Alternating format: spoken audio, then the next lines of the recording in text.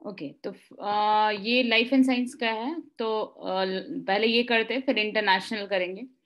तो इसमें जो पहला जो न्यूज़ है ये है जो मार्स पे, रेड प्लैनेट पे कुछ कंट्रीज मिशन भेजे हैं। ठीक है, तो कुछ कंट्रीज में पहले तो हम लोग आज जो सुबह पढ़ लिए वो होप मिशन था, तो ये था यूएई का। चाइना एक मिशन भेजा था जिसका नाम था तियानवेन वन मिशन। ठीक है, वो भी मार्स का ऑर्बिट में सक्सेसफुली वो एंटर कर चुका है।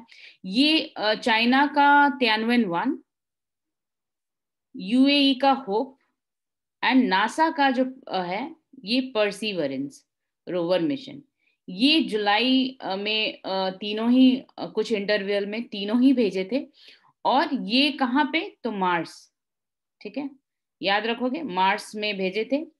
और इसमें क्या है कि ये देखा जाए तो हम सुबह ही डिस्कस किए थे कि ये कितने दिन तक, जो होप मिशन के बारे में बोल रहे हैं, होप मिशन कितने दिन तक वहां रहने वाला था, जो उसका जो ऑर्बिट में वो घूमेगा, वो कितने दिन तक घूमेगा?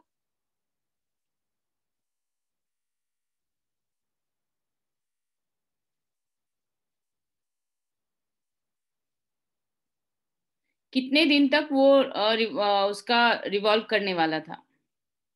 ओनली अनिमेश, ठीक है अनिमेश बोलो।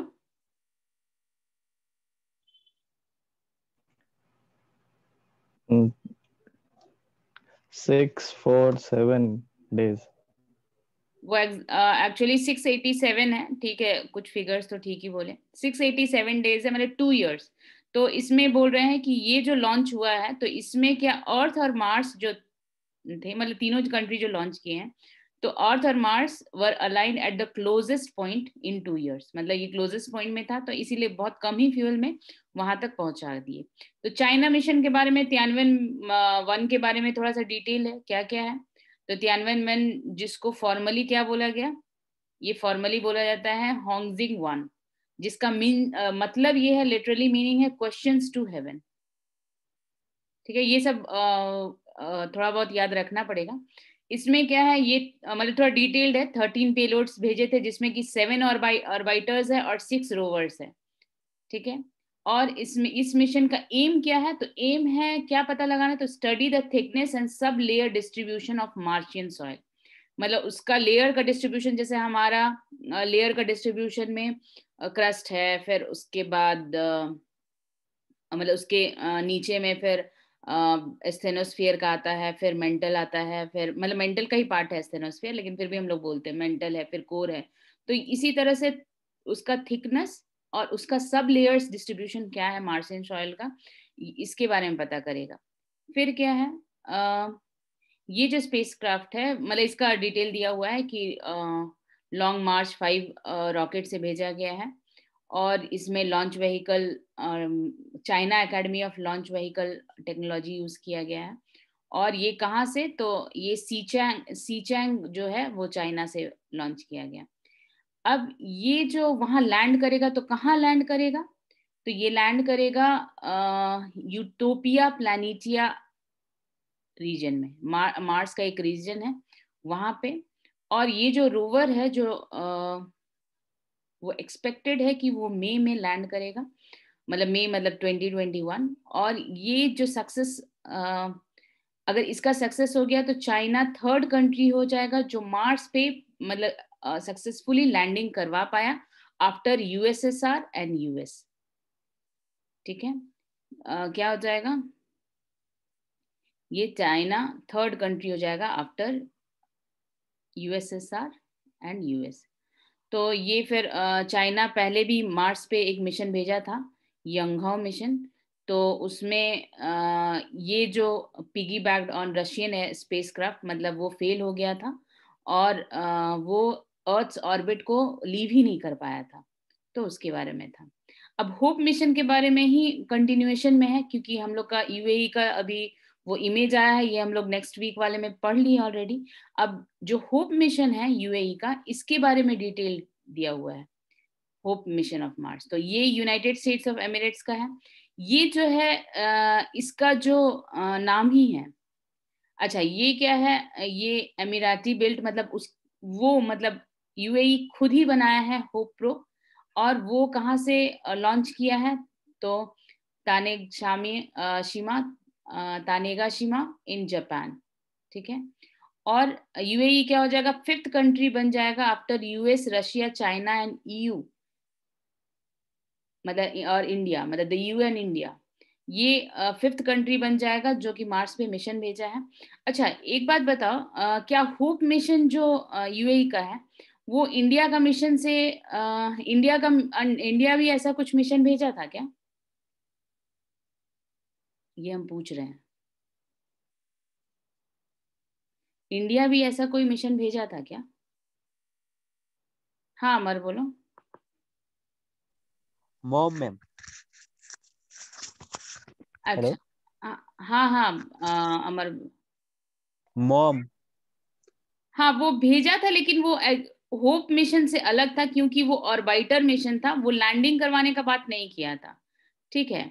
तो वो क्या है, वो जस्ट ऑर्बिटर था, मार्स ऑर्बिटर मिशन जो था, तो वो डिफरेंट था। अच्छा ये होप के बारे में और आगे बोले कि होप मिशन जो है ये अनमैन्ड स्पेसक्राफ्ट कॉल्ड अल अमाल पे जाएगा, जिसका अरेबिक वर्ड है जिसका मतलब ही होता है होप। ठीक है।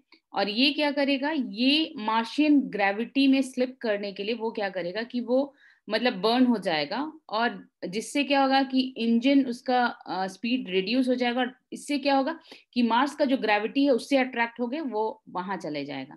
तो इस पे कुछ टेक्निकल्स दिया हुआ है, और ये हम बात कर लिए थे कि 50th anniversary unification of UAE 7 Emirates के डेट को मतलब हिस्टोरिक इवेंट बनाने के लिए वो ये भेजा गया है प्रो। तो ये जापान से वो करेगा। और ये क्या है, मित्सुबिशी हेवी इंडस्ट्रीज में है, जिसका H21 2A रॉकेट यूज किया गया है। ये सब थोड़ा इंपॉर्टेंट हो जाता है। ये क्या है, ये launch became 45th of H2A, मतलब इसका 45th लॉन्च है। और क्या है कि ये डेटा कलेक्ट करेगा क्या पता करने के लिए, तो मार्शियन क्लाइमेट डायनेमिक्स। ठीक है। इससे साइंटिस्ट क्या पता कर पाएंगे कि मार्स का एटमॉस्फेयर क्यों डिके हो रहा है, मतलब why it is decaying into space. Mars का जो एटमॉस्फेयर है क्यों, क्योंकि क्या है ना कि मार्स में पहले जो एटमॉस्फेयर था वो देखा गया कि कभी वहां पे पानी हुआ करता था। ठीक है। मतलब ऐसा मिला है कि वहां पे पानी हुआ करता था, तो क्या रीजन है कि उसका एटमॉस्फेयर जो पानी वहां पे था, जो कि अभी उसका जो सरफेस है वो फ्रीजिंग पॉइंट पे पहुंच गया है, तो पानी नहीं है। तो इसी का वो पता लगाने के लिए मतलब क्या रीजन है जो डिके हो गया। और फिर क्या है कि ये जो होप है यूएई का फोर्थ स्पेस मिशन है, फर्स्ट इंटरप्लेनरी वन है, मतलब planetary sorry first interplanetary mission है। और इससे पहले वो अर्थ ऑब्जर्वेशन सैटेलाइट्स भेजा था स्पेस में। और ये तो डेट्स हमको बता चुके हैं कि मिशन का जो मार्शियन जो ईयर है उतना दिन तक वो रहेगा, 687 डेज ओवरऑल मिशन का लाइफ है। अच्छा इसका जो प्राइमरी ऑब्जेक्टिव और भी कि ये मिशन का और ऑब्जेक्टिव क्या है, पहले तो बता ही दिए, मार्शियन वेदर डायनेमिक्स को पता करना। और इससे मतलब ये कैसे पता करेगा, बाय को रिलेटिंग द लोअर एटमॉस्फेयर जो मार्स है, सपोज यहाँ मार्स है तो इसका लेयर्स होंगे वहां पे भी। ठीक है। जैसे हमारा अर्थ का लेयर होता है, तो ये लोअर एटमॉस्फेयर का लेयर और अपर एटमॉस्फेयर का कंडीशंस दोनों को कंपेयर करके जो वेदर चेंजेस हुए, यहाँ क्या चेंज हो रहे हैं, यहाँ इसके चलते क्या चेंज हो रहा है, वो कंपेयर करके उन लोग कंडीशंस पता करेंगे। और क्या है, और क्या रीजन है कि हाइड्रोजन और ऑक्सीजन वो एस्केप कर चुके हैं स्पेस में, मतलब यहाँ पे नहीं है, जिसके कारण क्या है, हाइड्रोजन ऑक्सीजन नहीं है तो इसलिए वाटर नहीं है। और क्या है, ये भी मेजर करेंगे कि हाइड्रोजन ऑक्सीजन जो स्पिलिंग हो गया है स्पेस में, तो क्यों। और ऊपर से जो क्यों यहाँ पे अर्ली एटमॉस्फेयर मतलब पहले जो था वहां पे लिक्विड वाटर हुआ करता था, तो क्या रीजन है कि ये अब नहीं है। और इसमें और क्या है कि इसमें जो इसका जो अर्थ सरफेस है ये आगे आएगा।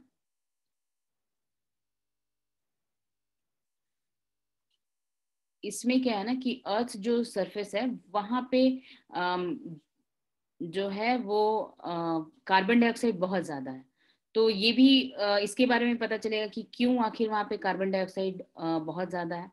तो मार्स का ये जो मिशन है होप, ये बहुत ज्यादा वो आने वाला है। और बोलते हैं कि और भी इसमें लिखा हुआ है कि मार्स पे ये मतलब लोगों का इंटरेस्ट क्यों जागा। ठीक है, तो इंटरेस्ट जागने के पीछे रीजन ये है क्योंकि एक मतलब कभी ऐसा था कि वहां पे अर्थ के अलावा मतलब यही बोलते हैं कि मार्स पे मतलब शायद वहां पे कभी लाइफ सरवाइव किया होगा। ठीक है, तो इसीलिए वो बहुत ज्यादा इंटरेस्ट है सबको कि हम वहां पे शायद वाटर था तो कभी लाइफ हुआ होगा। तो अगेन स्टार्टेड।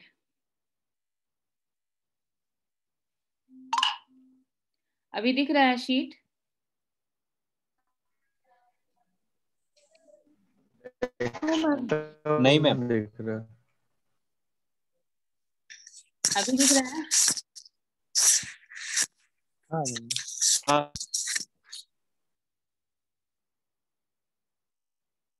ओके, तो हम फिर से, पता नहीं तुम लोग कहाँ तक सुने, हम ये बता रहे हैं कि वहां पे क्यों साइंटिस्ट का वो इंटरेस्ट है मार्स के बारे में जानने के लिए। क्योंकि वहां पे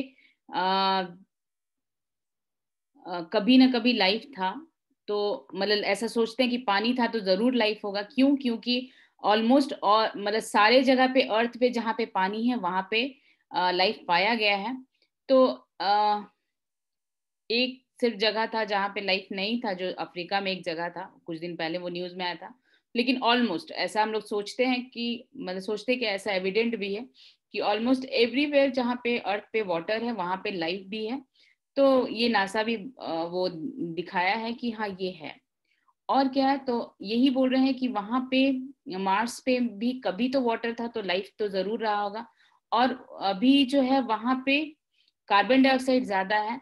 तो अभी और जो लैंडस्केप है वो फ्रीजिंग पॉइंट पे है। कोई वहां पे, अच्छा, अभी तक कोई भी मार्स पे मतलब लाइफ के बारे में तो सोच रहे हैं लेकिन कोई भी ह्यूमन अभी तक पैर नहीं रखा है। वही रीजन है क्योंकि बहुत कार्बन डाइऑक्साइड है वहां पे, मतलब कंसिस्टिंग मोस्टली कार्बन डाइऑक्साइड और हाइड्रोजन और ऑक्सीजन तो हम बोल ही रही है, ऑक्सीजन पूरा स्पेस में स्पिलिंग आउट हो चुका है। प्लस कार्बन डाइऑक्साइड रहने के कारण ब्रीदेबल ऑक्सीजन नहीं है और एस्ट्रोनॉट्स वहां सर्वाइव नहीं कर सकते। और जो उसका लैंडस्केप है वो फ्रीजिंग लैंडस्केप है जहाँ पे सन का कोई भी रेडिएशन और कोई भी डस्ट स्टॉर्म्स मतलब नहीं पहुंच सकता। तो इसीलिए वो नहीं पॉसिबल नहीं है। तो रिसर्च यही हो रहा है कि कैसे वहाँ पे हैबिटेबल मतलब जैसे कुछ मिल जाए। तो इसमें बहुत लोग हैं, जैसे एलन मस्क भी इंटरेस्टेड है कि जो एलन मस्क स्पेस एक्स के, वो भी इस एम्बिशियस मिशन के लिए बहुत इंटरेस्टेड है कि क्या आता है और कहीं हम लोग का क्लोजेस्ट हैबिटेबल नेबर कहीं निकल के आ जाए मार्स। मतलब अगर कुछ हो सके तो नासा का प्लान है कि 2030 तक वहां पे ह्यूमन को सेंड करे। ठीक है, तो देखते हैं आगे क्या। तो ये होप मिशन का डिटेल्ड है, इसको पढ़ लेना, उसके बाद ही वो जो बाद में न्यूज आएगा वो कनेक्ट कर पाओगे। फिर नेक्स्ट न्यूज है एक एलिमेंट का, आइंस्टीनियम। आइंस्टीनियम, तो कोई आइंस्टीनियम के बारे में पहले सुने थे क्या? आइंस्टीनियम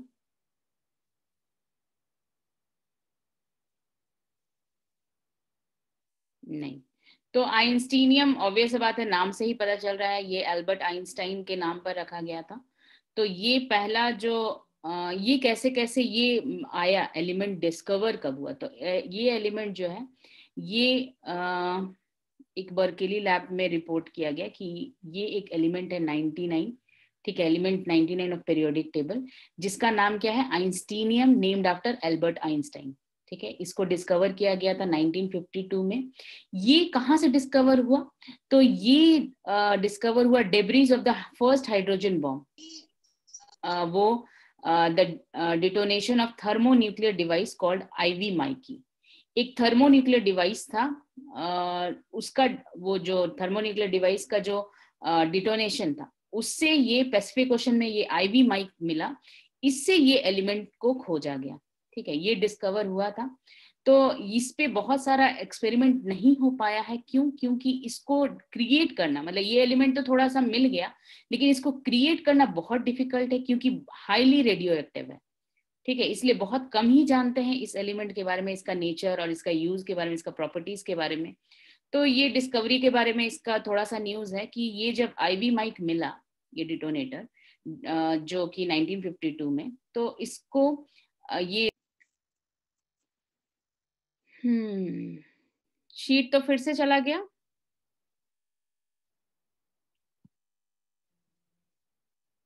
ये प्रॉब्लम क्रिएट कर रहा है। शीट सबको दिख रहा है? यहाँ नेटवर्क इशू बहुत ज्यादा नो है। मैम। अभी भी किसी को नहीं दिख रहा है शीट? No ma'am. नहीं दिख रहा है, नहीं दिख रहा है मैम। फिर से स्टार्ट हो गया। यहाँ बहुत इरेटिक है, कभी आता है कभी नहीं आता। अच्छा, मेरा आवाज सुनाई दे रहा है? हाँ मैम। ओके, हम फिर से शेयर करने का कोशिश कर रहे हैं।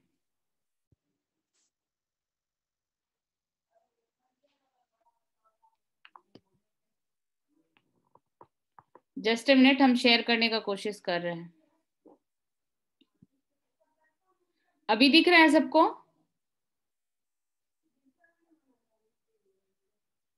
No ma'am. अभी भी नहीं दिख रहा है?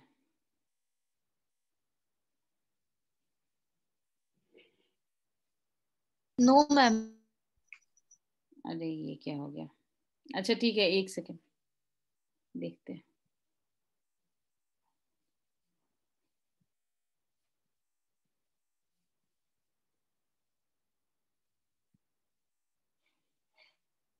अब दिख रहा है?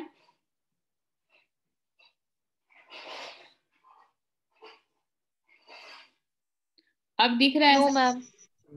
No ma'am. अच्छा एक सेकेंड। नो।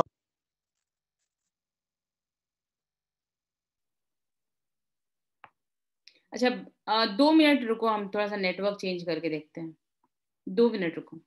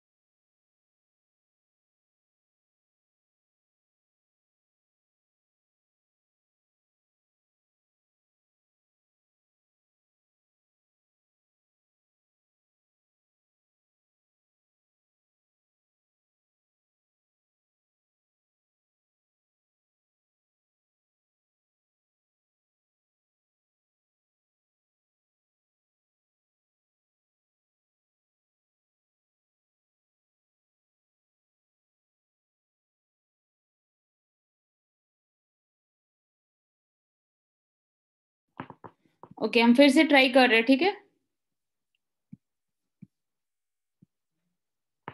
ये अब सबको दिख रहा है? यस मैम, दिख रहा है। ओके, चलो होपफुली अब ये नेटवर्क शायद चले। ओके, तो हम तुम लोग हो सकता है यहाँ तक तो सुन ही लिए होगे। हम क्या बोले, एक डिटोनेशन मिला था किसका, थर्मोन्यूक्लियर डिवाइस का, मतलब डिटोनेशन ऑफ थर्मोन्यूक्लियर डिवाइस जिसका नाम था आईवी माइक। तो उससे ये आया था। एक सेकंड।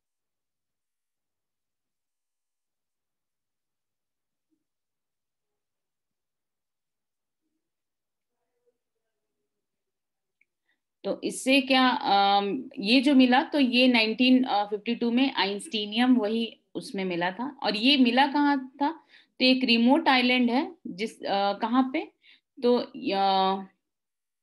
एल्यूगिलाब, एल्यूजिलाब जो भी बोलेंगे, वो एनीवेटॉक अटॉल में, जो साउथ पैसिफिक में है।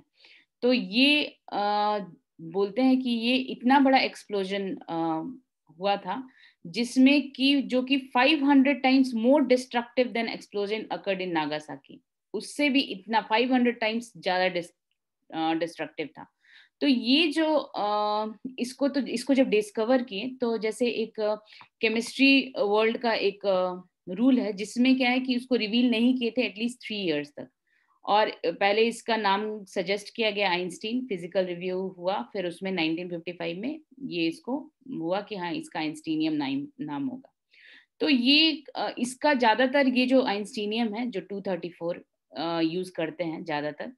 तो ये यूज क्यों करते हैं, क्योंकि ये मोर स्टेबल आइसोटोप है इसका, इस एलिमेंट का, जिसका हाफ लाइफ पीरियड 276 डेज है, ठीक है। और जो मोस्ट कॉमन आइसोटोप एलिमेंट है, इस एलिमेंट का जो मोस्ट कॉमन आइसोटोप है वो है इंस्टीनियम 253, जिसका half life period only 20 days है, मतलब बहुत ज्यादा हाईली रेडियो एक्टिव है इसीलिए। फिर बोलते हैं कि अर्थ सरफेस पे इसका कोई भी आइसोटोप हो, उसका हाफ लाइफ पीरियड इतना कम है कि वो सर्टेनली बहुत जल्दी डिके हो जाता है, क्योंकि हाईली रेडियो एक्टिव है। फिर उसके बाद ये भी बोलते हैं कि ये इसको, इस एलिमेंट को नेकेड आई से नहीं देख सकते, ठीक है। और इसको जब डिस्कवर किए थे, तो डिस्कवर करने के बाद हम क्या बोले, इसको बनाना बहुत मुश्किल है। तो करीब 9 इयर्स लग गया इसको बनाने में, जिसमें और फिर तब उतना बना पाए कि ताकि ये नेकेड आई से देखा जा सके। मतलब it took over 9 years to manufacture enough to so that it could be seen with the naked eyes, ठीक है। तो ये हुआ। और क्या है कि सबसे अजीब सा बात ये है एंस्टीनियम का, ये बहुत टाइनी क्वांटिटीज में अभी तक मिल पाए, मतलब प्रोड्यूस कर पाए हैं। और सबसे बड़ा जो सैड इसके बारे में है कि इसका अभी तक नोन यूज कुछ भी नहीं, ये किस काम का है, किस चीज में काम आएगा, कुछ भी नहीं पता, ठीक है। जो इसका एटॉमिक अरेंजमेंट है वो कुछ भी, मतलब अभी तक बता ही नहीं पाया है, कोई भी साइंटिस्ट एग्जामिन ही नहीं कर पाया कि ये जो है, ये इसका हम यूटिलिटी क्या है, मतलब रोल इन लाइफ क्या है इस एलिमेंट का। और ये अभी तक उतना ही इसके बारे में पढ़ा जा सके। इसका सबसे इसको प्रोड्यूस ही इसलिए, मतलब थोड़ा बहुत भी जो किए हैं वो इसलिए किए हैं ताकि इस एलिमेंट के बारे में कुछ जानकारी मिल सके। और खाली क्या है, एटॉमिक अरेंजमेंट और फिर chemical property of other elements इसके द्वारा जान सकते हैं। तो बस उसी लिए तो ये बोलते हैं कि इसका और शायद यूजफुलनेस होगा, लेकिन अभी तक तो कुछ यूजफुलनेस नहीं दिखा है। और क्या है, मे बी ये यूजफुल हो न्यूक्लियर पावर प्रोडक्शन में, क्योंकि हाईली रेडियो एक्टिव है, और रेडियो फार्मास्यूटिकल्स में, ठीक है। तो ये आया था आइंस्टीनियम के बारे में न्यूज। अच्छा, एक सेकंड।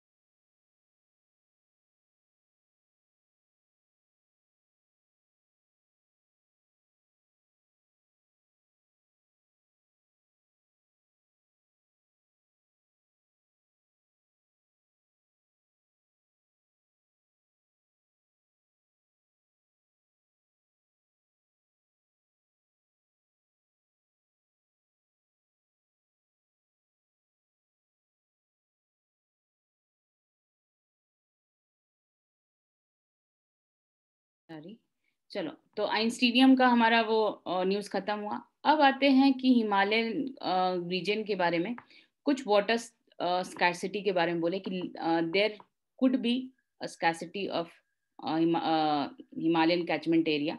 क्यों? क्योंकि अगर इसी तरह से वार्मिंग कंटिन्यू रहा तो उसके बारे में ही है कि वहाँ पे जो ग्लेशियर्स है, जो कि अभी देखा जाए तो बहुत सारे रिवर्स मतलब के लिए जो पेरिनियल सोर्स है वही है, जो हिमालयन ग्लेशियर्स है वो।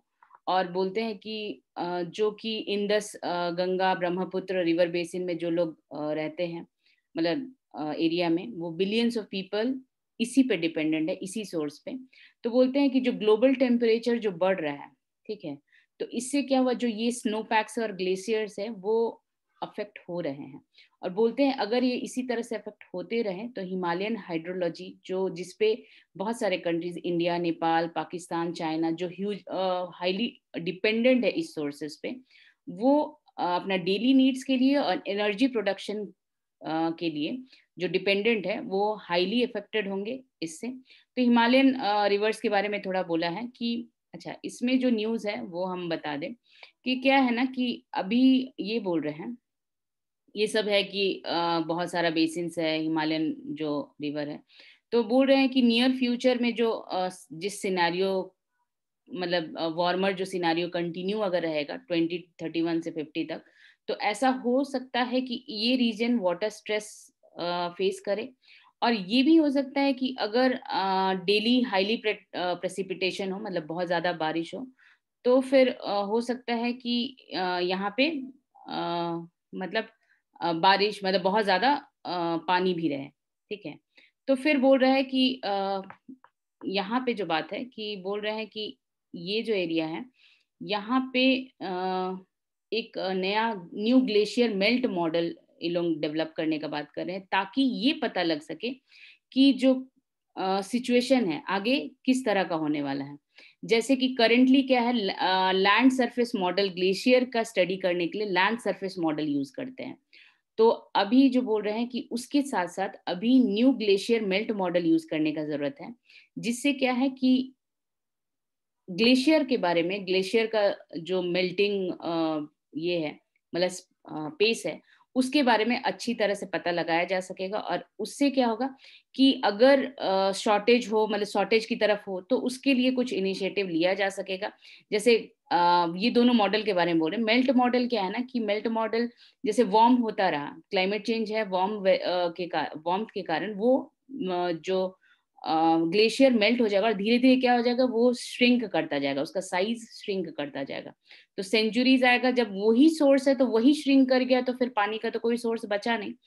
तो वही इसी के लिए न्यूज है, तो उस ये पढ़ लेना। बाकी वही फ्यूचर स्टडीज, फिर ये भी बोला है जो हमारा जो अर्थ sciences, ministry of earth sciences, जो IMD जिसके अंदर है, वो अभी सरफेस मॉडल पे काम करता है, लेकिन वही है कि अभी मेल्ट मॉडल उसके साथ कंबाइन करके, और बोला जा रहा है कि वाटर रिसोर्स रिसर्च करने का जरूरत है। ठीक है, आगे आगे क्या है नेक्स्ट। अच्छा, ये बहुत इंटरेस्टिंग भी न्यूज़ है, लेकिन मतलब ये एनवायरनमेंट और इकोलॉजी से रिलेटेड है, बहुत इंपॉर्टेंट है ये। GS थर्ड पेपर का अगर बोल सकते हैं, और अगर GPSC तो इस बार है ही, तो वो ये सब याद रखोगे, ये एनवायरनमेंट से रिलेटेड, एनवायरनमेंट और इकोलॉजी, तो उसका भी फोर्थ पेपर है, शायद GS4 है। तो इसमें क्या है ना कि एक ड्रग लॉर्ड बोल सकते हैं उसको, एक ड्रग लॉर्ड था जिसका नाम था पैब्लो एस्कोबार, ठीक है। ये मतलब कोकेन ट्रेड के लिए, मतलब बहुत, मतलब नोटोरियस था, नोटोरियस मतलब बोलते हैं कि मतलब जाना जाता था। तो ये क्या है ना कि ये बहुत सारा वायलेंस लेकर के आया था कोलंबिया में, ठीक है। और बहुत सारा, जैसे बॉम्बिंग, मर्डर्स, किडनैपिंग, ये तो ये मतलब न्यूज इससे ही रिलेटेड है, इसीलिए इसके बारे में थोड़ा सा दिया हुआ है। ये क्या ना कि ये क्या करता था, ये मतलब बोलते हैं इसके बारे में थोड़ा पहले और बोल दें कि एस्कोबार कौन था। इसको वर्ल्ड्स वेल्दीएस्ट नार्को ट्रैफिकर बोलते थे, और इसका ना बहुत सारा शौक था। तो शौक क्या है, बहुत लग्जीरियस लाइफ जीता था, और क्या इसका और भी शौक था, क्या था ना, जगह जगह से, बहुत जगह से एग्जॉटिक वाइल्ड एनिमल्स को अपना एक बहुत बड़ा जैसे बोलते हैं बहुत एकड़ में इसका प्रॉपर्टी था, वहां पे एक अपना जू बना के रखा हुआ था। तो वो जू में क्या है ना कि वैरायटी ऑफ एनिमल्स इलीगली बहुत सारे कंट्रीज से इंपोर्ट करके रखा हुआ था। तो जिसमें कैंगरूज है, एलिफेंट्स है, जिराफ्स है, हिप्पोज है। तो एस्कोबार का क्या हुआ, एस्कोबार को 1993 में वो उसको मार दिया गया। तो अब मार देने के बाद जो उसका जू है, तो उसका जू वैसे ही रह गया और उसको मतलब एज अ उसको जू वो रख दिया गया, और बहुत सारे एनिमल्स जो बाकी सब जू में दूसरे दूसरे जू में जहाँ फिट हो वहां वहां डिस्ट्रीब्यूट कर दिया गया। लेकिन वहां पे क्या ना, एक जो हिप्पोस था, मतलब हिप्पोस, 4 हिप्पोस थे उस समय, एक उसमें मेल था और 3 फीमेल्स थी।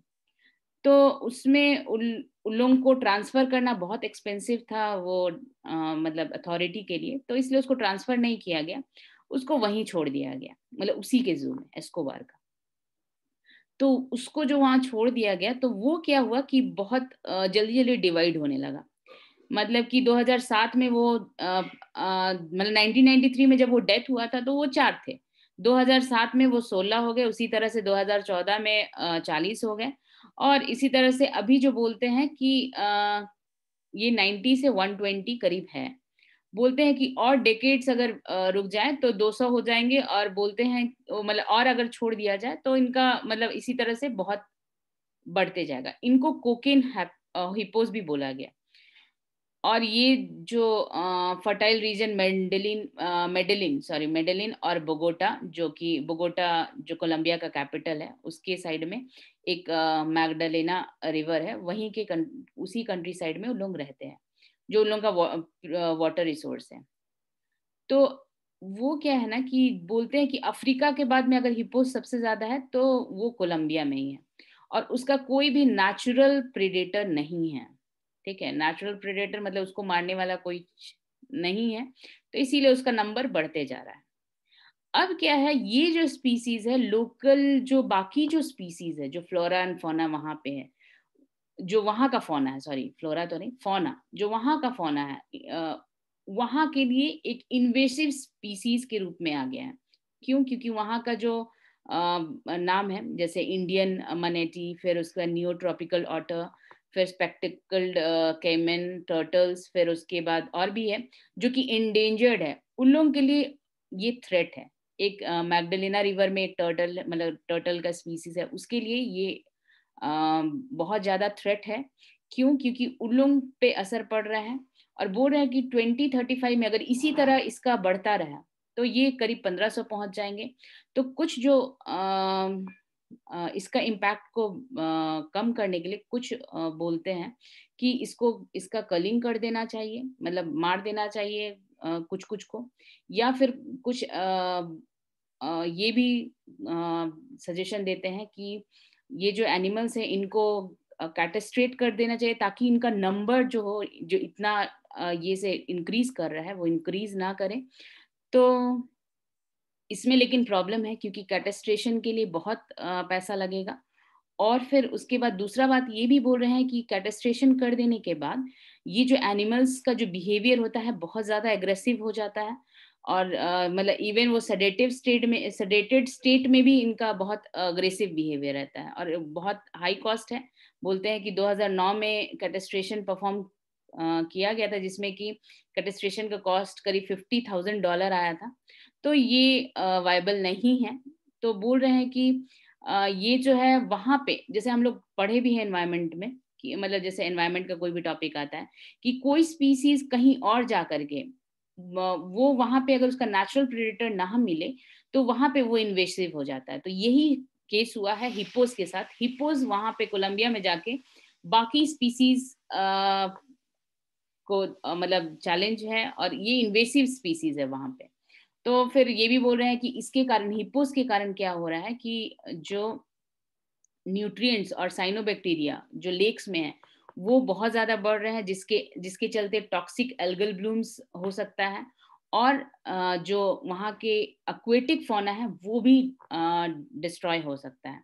लेकिन ये जब इसको मारने का और ये सब का बात आता है तो लोकल्स बहुत रेजिस्ट करते हैं इसको कि नहीं, मारना नहीं चाहिए, क्यों? क्योंकि एक तो ये जो हिप्पो है वो, इसको फेरल हिप्पो भी बोले हैं, इसका नाम फेरल हिप्पो भी है। ये बहुत पॉपुलर है लोकल्स के लिए, क्योंकि उन लोगों का एक क्या है, अर्निंग का जरिया है, क्योंकि टूरिस्ट लोग के लिए अट्रैक्शन का काम करते हैं और लोकल्स उससे बहुत पैसा कमाते हैं।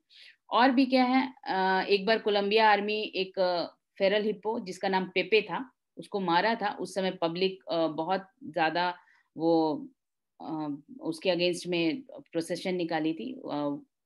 तो और फिर उसके बाद ये भी बोल रहे हैं कि कुछ जो एनवायरमेंटलिस्ट है वो बोले कि नहीं, हिप्पोपोटामस अगर देखा जाए तो उसको ग्लोबल नंबर में मतलब जरूरत है प्रिजर्व करके रखने के लिए, क्योंकि वो वल्नरेबल स्पीसीज है। तो उसके लिए कुछ और ही सोचना चाहिए, ये कलिंग का आइडिया सही नहीं है। ठीक है, तो ये है हिप्पो को लेकर के ये न्यूज था। आगे एक मेडागास्कर का है। ये मेडागास्कर में क्या है ना, एक चमेलियन डिस्कवर किया गया है, जो कि बोलते हैं कि वर्ल्ड स्मॉलेस्ट रेप्टाइल है। तो इसमें वर्ल्ड स्मॉलेस्ट एडल्ट रेप्टाइल, ठीक है, शायद may be world smallest adult reptile, जिसका नाम क्या है, ब्रुकेशिया नाना। ब्रुकेशिया नाना। तो ये जो इसका जो स्पीसीज है, ये एक टीम उसको मिला था, एक मेल और एक फीमेल मिल, मतलब इस स्पीसीज का एक मेल और फीमेल मिला था 2012 में।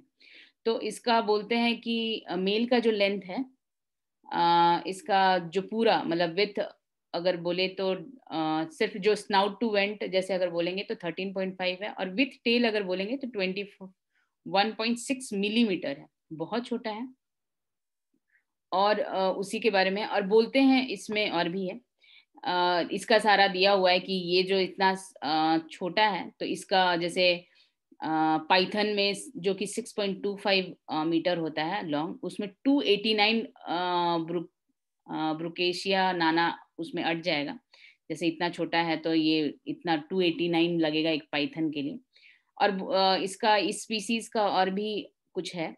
ये क्या है कि इसकी जो फीमेल है वो स्लाइटली मतलब जैसे उसका जो लेंथ है वो ज्यादा है मेल से, 28.9 मिलीमीटर है विथ टेल।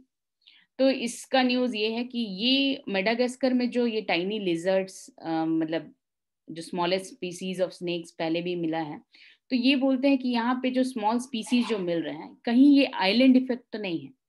आइलैंड इफेक्ट, तो आइलैंड इफेक्ट क्या होता है कि वहां के अगर कोई भी आइलैंड में कोई स्पीसीज अगर रह गए और बाहर नहीं निकले, मतलब उनका जो जेनेटिक मेकअप है कि वहीं पे मतलब उसी क्लोज्ड कम्युनिटी में रह गया, तो क्या होता है, एक आइलैंड इफेक्ट होता है। या तो वो बहुत बड़े बड़े होने लगेंगे, मतलब उनका साइज या तो बहुत ज्यादा बड़ा बड़ा होने लगेगा, और या तो उनका साइज बहुत छोटा छोटा होने लगेगा। ये होता है आइलैंड इफेक्ट। तो बोलते हैं कहीं ऐसा तो नहीं कि ये जो ब्रुकेशिया नाना है, इसका आइलैंड इफेक्ट की वजह से इसका जो है साइज इतना छोटा है, मतलब इस स्पीसीज का मतलब और छोटा होते जा रहा है। तो ये बोले हैं, तो फिर ये बोला है कि नहीं, ये पाया गया है कि ये जो न्यू चमेलियन मिला है ये रेन फॉरेस्ट में मिलता है, तो दैट मीन्स ये आइलैंड इफेक्ट नहीं होगा। हो सकता है कुछ और रीजन होगा इसका, मिनिएचर साइज के कारण, मतलब साइज का रीजन कुछ और होगा जिसको पता चल मतलब लगाना पड़ेगा। ठीक है, तो ये इससे रिलेटेड न्यूज था, आगे तुम लोग पढ़ लेना। ये तो अच्छा, ये न्यूज हमको नहीं कवर करना है ये। ओके, अब आते हैं इंटरनेशनल। अच्छा, इतना तो जो लाइफ एंड साइंस का हुआ, इसमें इतना दूर में किसी को कोई डाउट है? होपफुली नहीं ही होगा। ओके, तो चलते हैं इंटरनेशनल।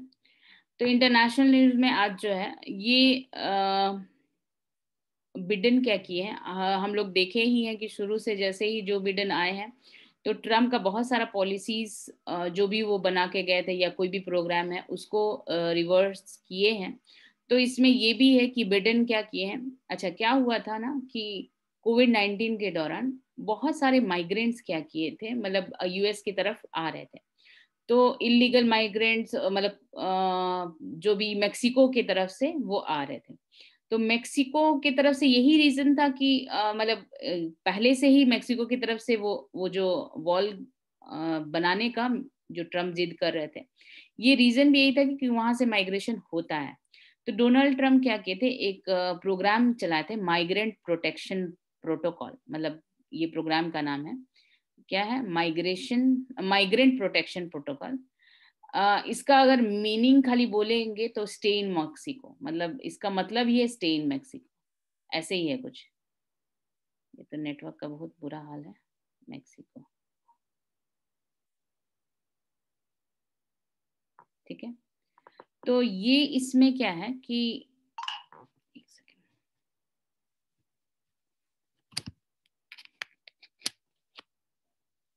तो स्टे इन मैक्सिको था। तो ये जो बिडेन का अभी है, तो ये बोले कि इस प्लान को हम रिवर्स करते हैं, और वो बोले हैं कि जो भी असाइलम सीकर जो कि वो मैक्सिकन बॉर्डर पे जो वेट कर रहे हैं, तो उन लोगों को हम ये आने देंगे। और इसमें ये बोले हैं कि मतलब सॉरी, इसका इनफॉर्मली में जो एमपीपी का जो है, माइग्रेंट प्रोटेक्शन प्रोटोकॉल है ना शायद, हाँ प्रोटेक्शन प्रोटोकॉल, इसका इनफॉर्मली इसको क्या बोला जाता है, रिमेन इन मेक्सिको। तो इसमें बोले इस प्रोग्राम को हम इमीडिएटली जो है वो वापस लेते हैं, और इसमें बोले हैं कि उन लोगों को अलाउ किया जाएगा, असाइलम सीकर्स को दिया जाएगा, लेकिन इस मतलब कैसे दिया जाएगा ये बात नहीं इसमें बोला गया है कि कैसे कैसे क्या क्या मतलब किस तरह से, मतलब कैसे उन लोगों का डॉक्यूमेंटेशन होगा, या किस तरह से उन लोगों को किस तरह का डॉक्यूमेंट चाहिए होगा, या किस तरह का स्टेटस उन लोगों को दिया जाएगा, इसके बारे में अभी गाइडलाइंस नहीं तैयार हुआ है। और ये बोले हैं सिर्फ यही बताएं कि एक उन लोग जो माइग्रेंट्स जो होंगे उन लोगों को रजिस्टर करवाना पड़ेगा इंटरनेशनल ऑर्गेनाइजेशन में ओवर इंटरनेट और फोन, और आगे का इंस्ट्रक्शन के लिए वेट करना पड़ेगा। और जो इंटरनेशनल ऑर्गेनाइजेशन है वो कोविड-19 टेस्ट करेगा वो माइग्रेंट्स का, वो जब मेक्सिको में ही रहेंगे तब, और फिर उसके बाद उनको इंस्ट्रक्शन दिया जाएगा। तो लेकिन ये जो कौन सा इंटरनेशनल ऑर्गेनाइजेशन, ये इसके बारे में कुछ नहीं बोला गया है। तो इसके बारे में जो आगे होगा वो आगे बात आएगा, ठीक है। तो इसी से लेके न्यूज था।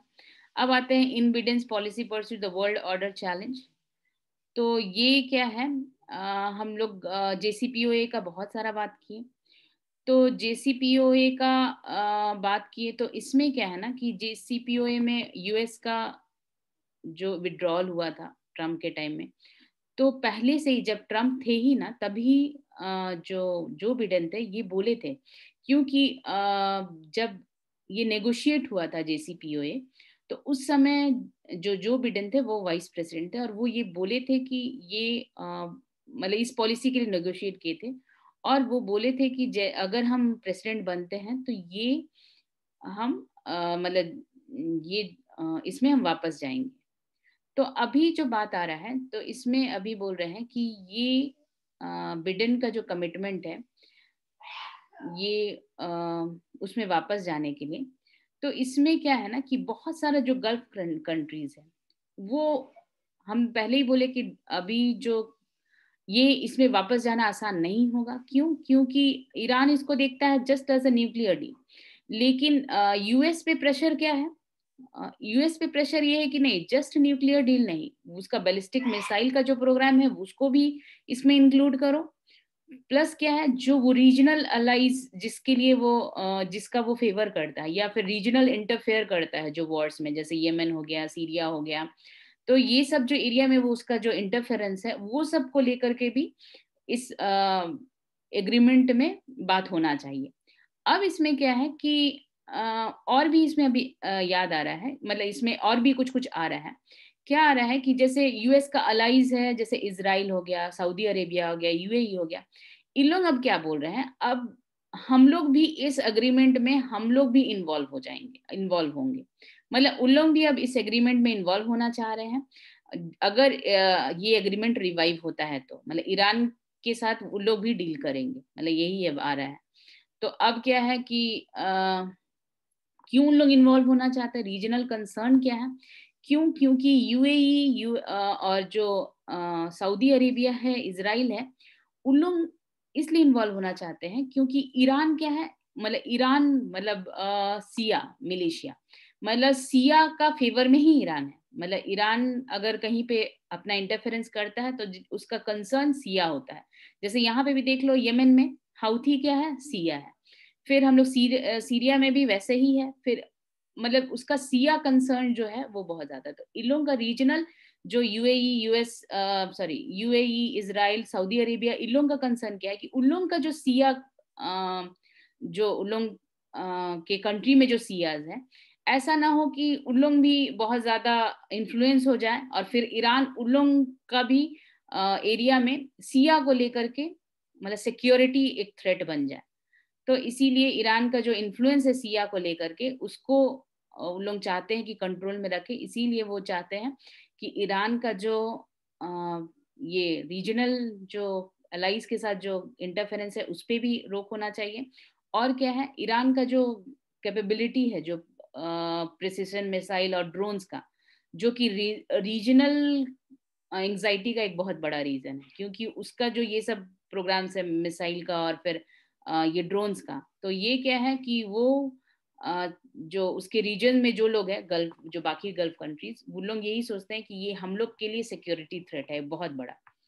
तो इसीलिए ये हुआ। और ईरान पे इसीलिए इन लोग भी अपना बात रखना चाहते हैं।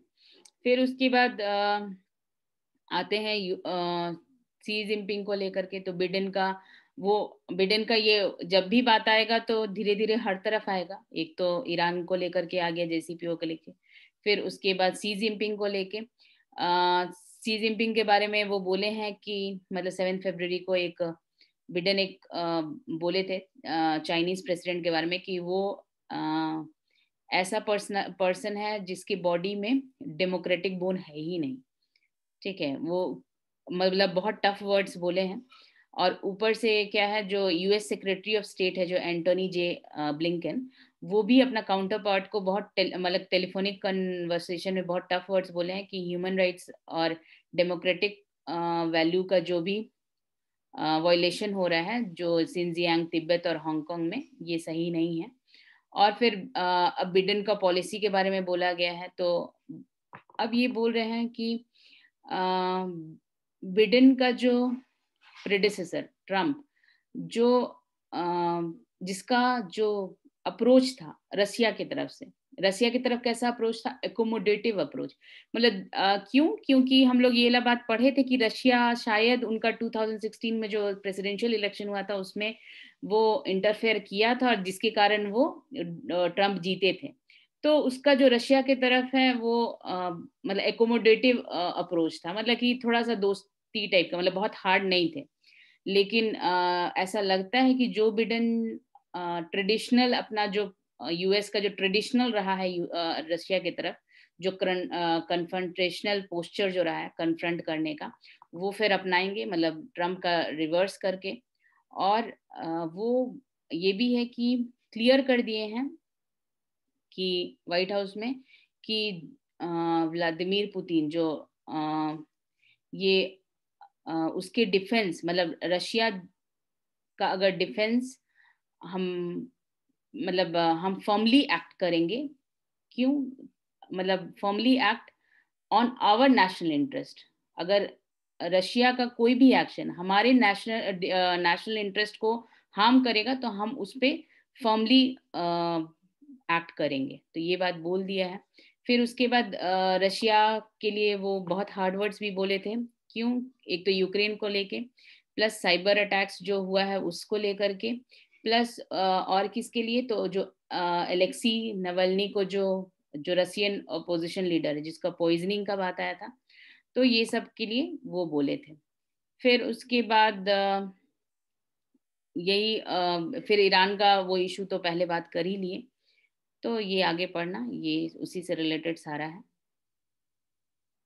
अच्छा, और लेकिन और एक बात है कि इंटरनेशनल लाइन में US का बहुत अच्छा अच्छा काम भी है। जैसे कि क्या है ना कि वो जेन्युइन रीजनल एफर्ट, मतलब वो चाहता है कि जो वेस्ट एशियन कंट्रीज है उसमें जो वॉर का सिचुएशन ऑल द टाइम, जो टेंशन का सिचुएशन वो रिड्यूस हो, क्योंकि वो सऊदी अरेबिया, याद करो यमन के वॉर में जो सऊदी अरेबिया है तो उससे अपने आप को मतलब बाहर कर रहा है, बोल रहा है कि हम तुमको हेल्प नहीं करेंगे। प्लस वो ये भी उसको प्रेशराइज किया कि कतर पे जो इतना दिन से 4 इयर्स तक का जो बैन था उसको ठीक करने का, मतलब उसको हटाने का। तो ये सारा बात है,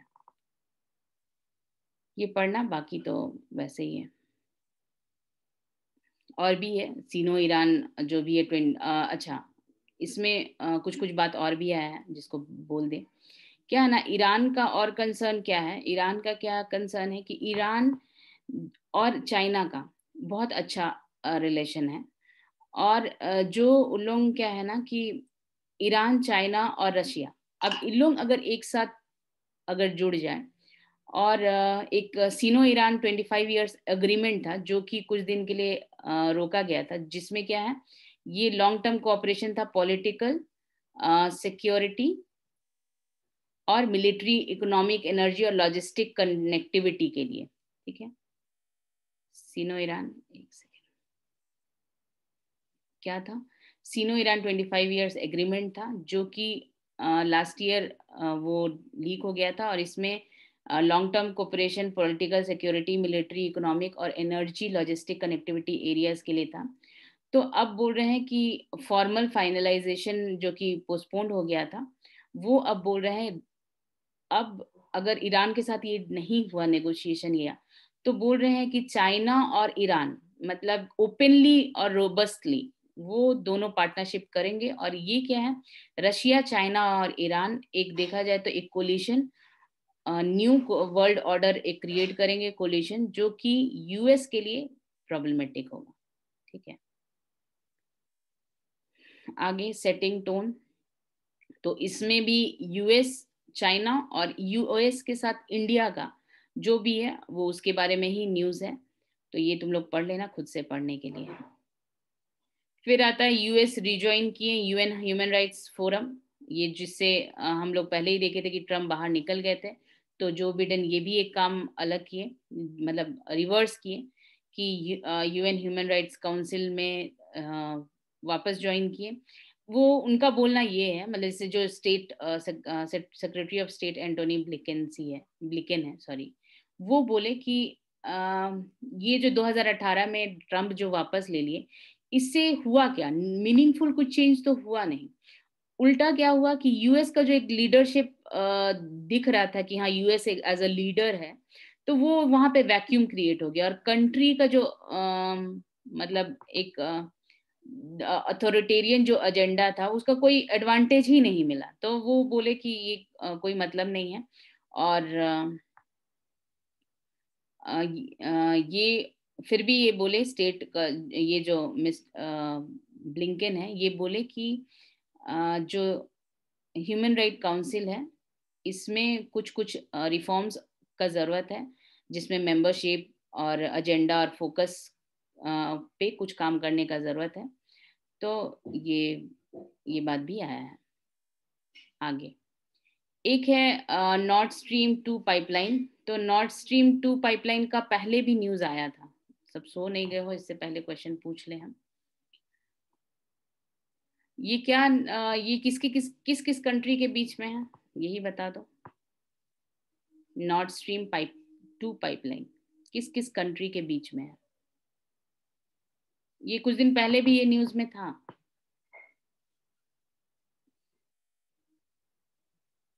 सिर्फ पूजा, हाँ पूजा बोलो।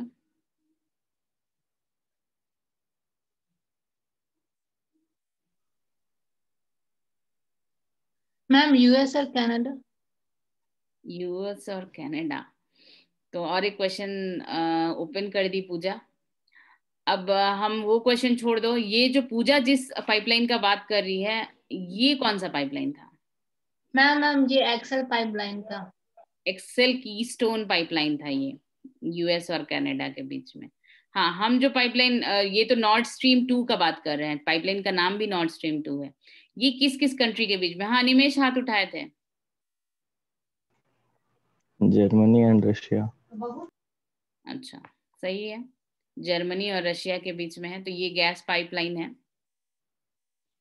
तो ये क्या है ना, इसके लिए जैसे ये टेंशन बढ़ा सकता है किसके बीच, तो यूनाइटेड स्टेट्स और जर्मनी के बीच, क्योंकि हम लोग बोले ही कि यूनाइटेड स्टेट्स अभी क्या स्टैंड लेने वाला है, तो उसका ट्रेडिशनल जो कन्फ्रंटेशन का जो ट्रेडिशनल चला आ रहा है रशिया के साथ, वो स्टैंड लेने वाला है। तो अब जर्मनी अगर नॉर्थ स्ट्रीम 2 पाइपलाइन जो आगे बढ़ाएगा, तो इन लोगों के बीच में टेंशन क्रिएट हो सकता है।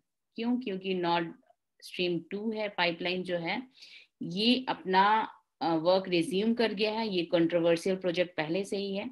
ये रशियन एनर्जी मेजर गैसप्रोम से आएगा, जिसका पाइप डेनिस वाटर में भी है, और इसमें यूएस सैंक्शन लगाने का बात किया था। और ये बोला है कि ये जो प्रोजेक्ट है, ये बोलते हैं कि ये क्या करेगा, एक सेकेंड, ये जो पाइपलाइन है, ये double the amount of natural gas exported from Russia to Germany through Baltic Sea. ठीक है, ये इससे ये मतलब डबल हो जाएगा उसका जो भी कंसोर्टियम जाता है गैस का। तो ये हम बता दिए गैसप्रोम और 5 अदर यूरोपियन एनर्जी फर्म्स हैं। ठीक है, Gazprom and 5 other European energy firms. तो ये नॉर्थ स्ट्रीम 2 बिल्ड करने का ये लिए, ये 1200 किलोमीटर पाइपलाइन है। ये उस्ट लुगा इन रशिया से ग्रिप्स वर्ल्ड इन जर्मनी यहाँ तक जाएगा, और ये अंडर फिर से देखें क्या हाल है।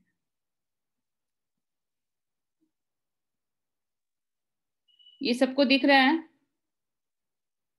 शीट शेयर हुआ सबको? नहीं।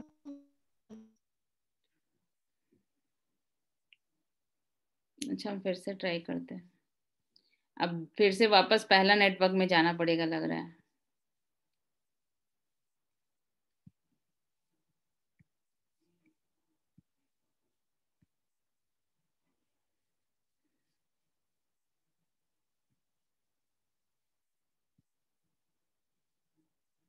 ये दिख रहा है अभी?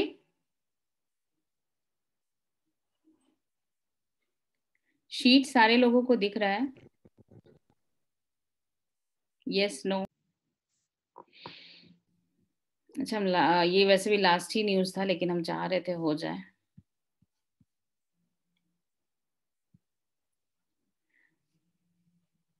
सबको शेयर हुआ?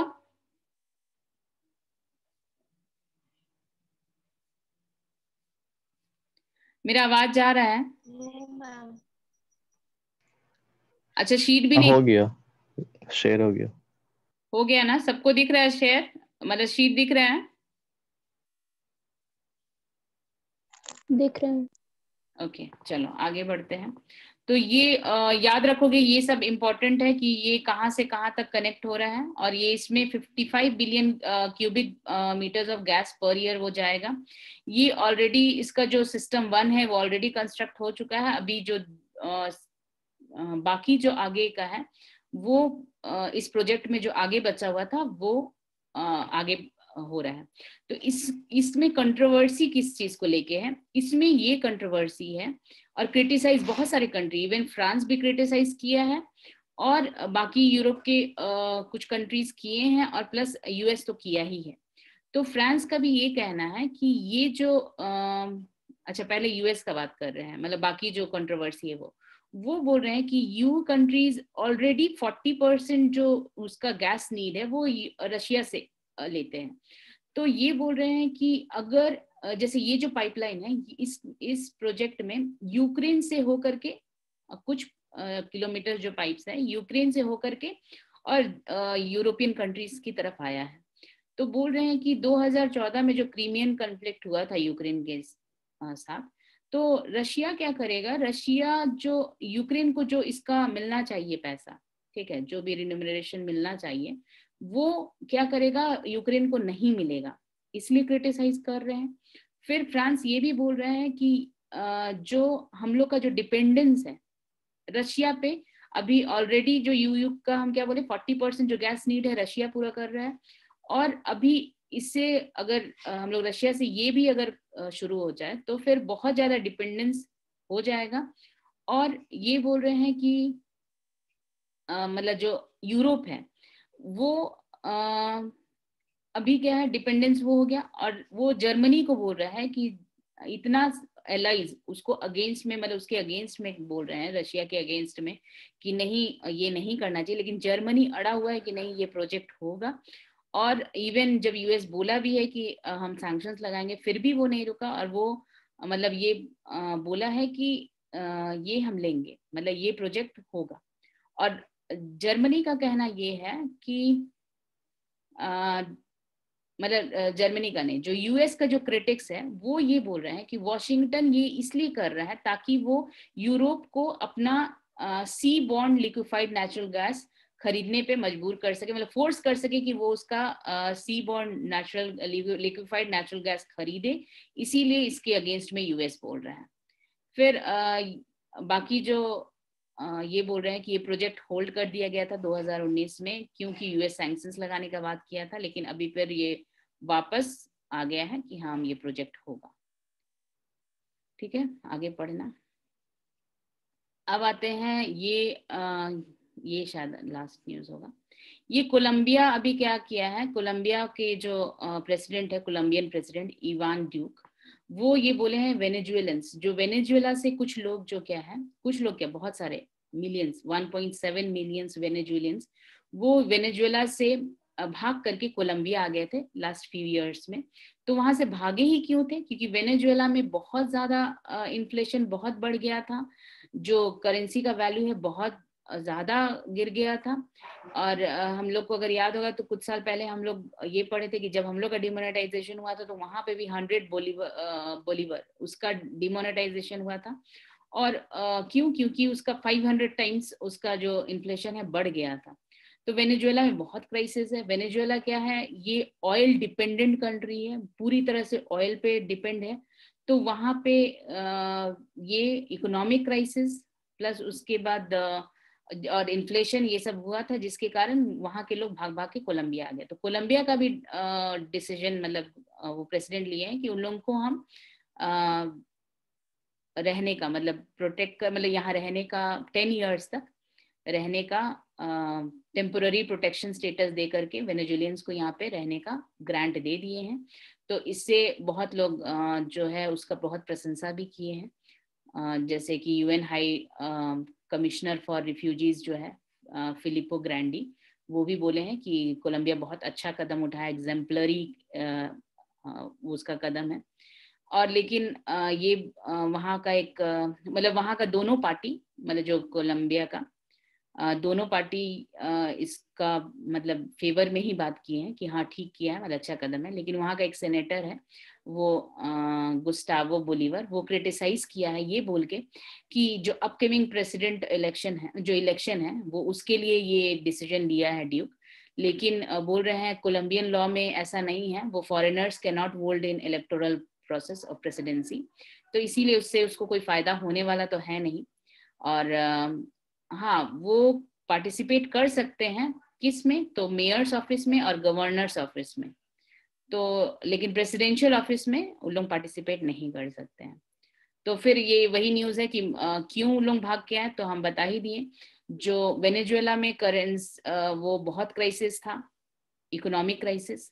और वेनेजुएला का जो प्रेसिडेंट अथॉरिटेरियन रूल बोलते हैं कि प्रेसिडेंट माडुरो, निकोलस माडुरो जो है, जो 2013 जो सावेज, यूगो सावेज, उसका डेथ के बाद ये जो बना, तो ये 2019 में इसका टर्म खत्म हो गया। सेकेंड टर्म 2018 में ही खत्म है, 2019 जनवरी में इसका सेकेंड टर्म स्टार्ट हुआ, जिसमें कि जो इंटरनेशनल कम्युनिटी है वो बोलता है कि ये इलेजिटिमेट है इसका जो प्रोसेशन है, और बोलते हैं कि जो इलेक्शन हुआ था वो फेयर नहीं हुआ था। लेकिन वहां का सुप्रीम कोर्ट ये बोली थी कि नहीं,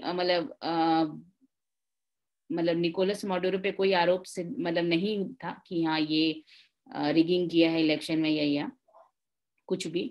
लेकिन जो यूएस और बाकी जो वेस्टर्न कंट्रीज है वो वहां पे एक जुआन गुआडो जो कि इसका अपोजिशन किया था और कुछ दिन तक वहां पे अपने आप को ही प्रेसिडेंट घोषित कर दिया था, लेकिन इलेक्शन जब हुआ तो इलेक्शन में पार्टिसिपेट ही नहीं किया। तो कुछ लोग जो है जैसे कनाडा, यूएस, ये सब जुआन गुआडो को ही मतलब वहां का गवर्नमेंट मतलब लीडर मान लिया था। और ये भी वेनेजुएला पे ये यूएस सैंक्शंस भी लगाया, मतलब माडुरो को प्रेशराइज करने के लिए, लेकिन वो कुछ नहीं हुआ। तो अब देखते हैं, वही इसलिए न्यूज था वेनेजुएलियन को कोलंबिया क्या है 10 इयर्स तक उन लोगों का मतलब ग्रांट दिया है रहने के लिए। अब आते हैं इंडिया ईयू पैक्ट। अच्छा, ये जो ये पहले हम आज का सुबह का न्यूज ऑलरेडी किए हैं कवर, इसीलिए ये वाला बात बोल दे। ये एग्जैक्टली वही न्यूज है उसके पहले का कि ट्रूप्स जो पोंगसो लेक पे। अच्छा, वो जो जगह था नाम था ना वो सीरीजाप, ठीक है। हम जो 8 फिंगर्स का जो बात किए थे यहीं पे बात कर ले। ये इन लोग बोले हैं क्या इंडिया और चाइना वाला कि प्री अप्रैल 2020 जो पोजीशन है वहीं पे दोनों वापस लौट जाएंगे। तो ये हम लोग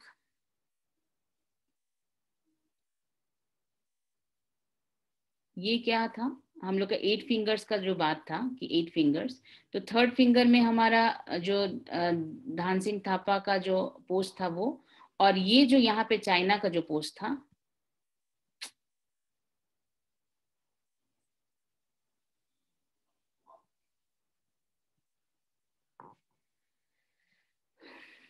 एक सेकेंड,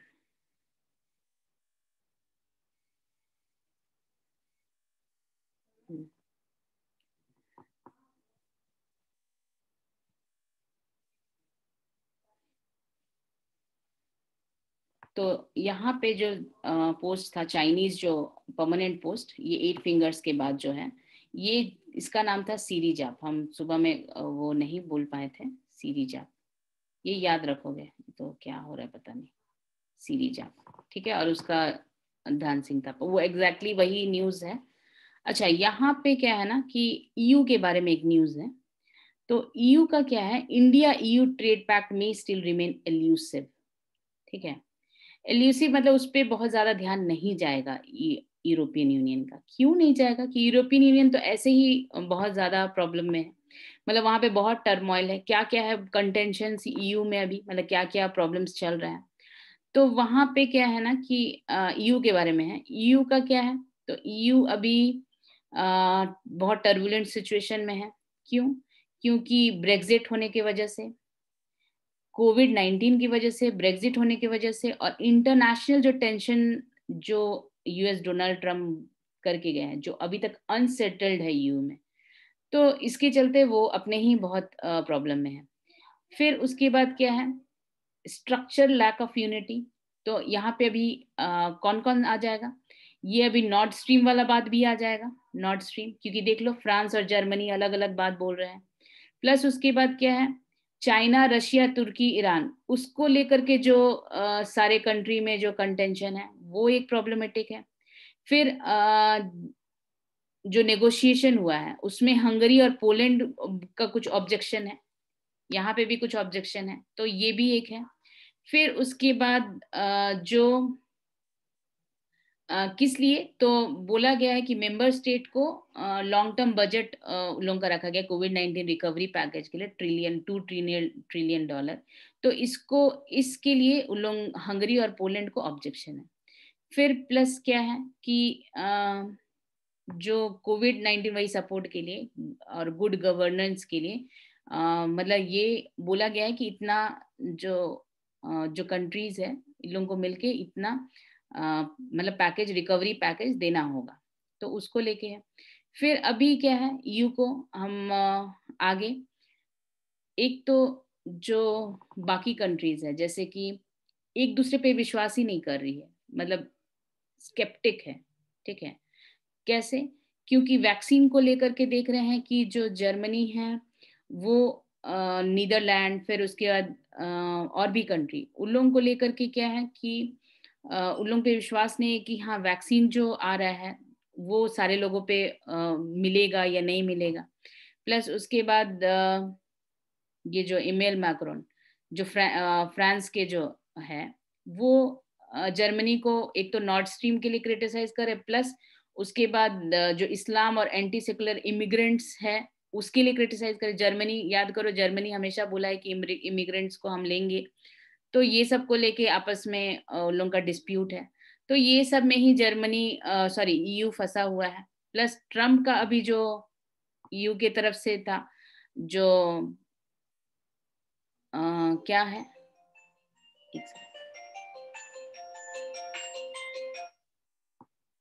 ट्रम्प का क्या था कि जब अमेरिका का रिलेशन मतलब जैसे देखा जाए तो रीएसेस अभी हुआ है ईयू के साथ, क्योंकि एक तो ईयू का कोई भी कदम में अमेरिका उसका अपोज ही कर रहा था।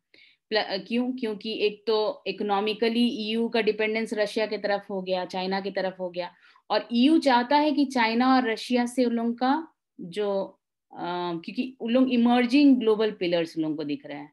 और यूएस का क्या है, यूएस उन लोग चाइना और रशिया से तो अलग ही मतलब टग ऑफ वॉर में है उन लोग, तो इसीलिए। और यूरोप ये चाहता है कि एक तो सिक्योरिटी रीजन से, प्लस उसके बाद क्या है इकोनॉमिक रीजन से उन लोगों के लिए चाइना के साथ डील करना फायदेमंद है।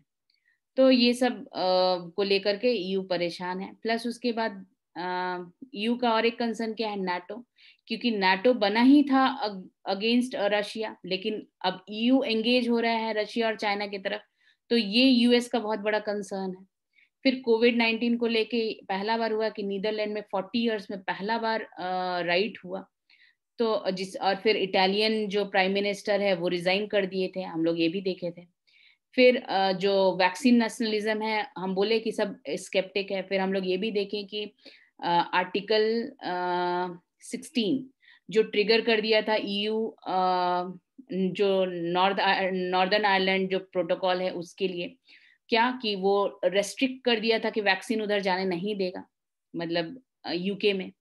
तो वैक्सीन को लेकर के लोग में प्रॉब्लम है। ये भी दिख रहा है कि वैक्सीन सारे कंट्रीज को, हम पहले ही बोले कि जो प्रोक्योर कर रहा था, ईयू का एक प्रोक्योरमेंट प्रोग्राम था जो कि एस्ट्राजेनेका और मॉडर्ना और फिजर से वो लेगा वैक्सीन, और वो मतलब जो टाइम पे लेना था, टाइम पे उसको मिलना था, जो एडवांस पेमेंट हो चुका था, तो वो देखा जा रहा है कि उसका शॉर्टफॉल हो जाएगा, और 60% ही जो ईयर का पहला क्वार्टर है 60% ही मिल पाएगा।